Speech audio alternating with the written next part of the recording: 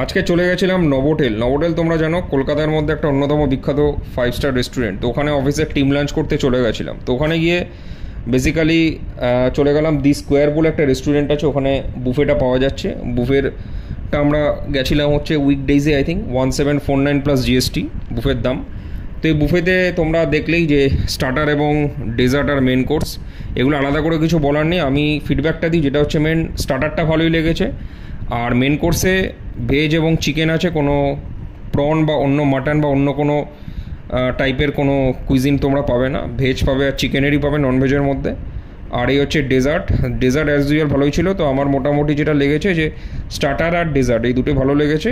আর এদের একটা ভালো জিনিস দেখলাম যে ওই দিন ওরা একটা কমপ্লিমেন্টারি ড্রিঙ্ক দিয়েছিল, এটাও বেশ ভালো। এটা হচ্ছে ডাইনিং এরিয়াটা। তো তারপর ওখান থেকে খাওয়া দাওয়া কমপ্লিট করে বেরিয়ে পড়লাম বাইরের দিকে। তো ওখানে বাইরে গিয়ে নবোটেলের বাইরে যে কমপ্লেক্সটা সেটা এনজয় করলাম। তো ওখানে দেখলাম একটা সুইমিং পুল ছিল এবং বাইরে থেকে যে কমপ্লেক্স থেকে ভেতরে যে দৃশ্যটা সেটাও ভালো লাগছিলো দেখতে, বিল্ডিংয়ের স্ট্রাকচার অ্যান্ড ডিজাইনিংটা।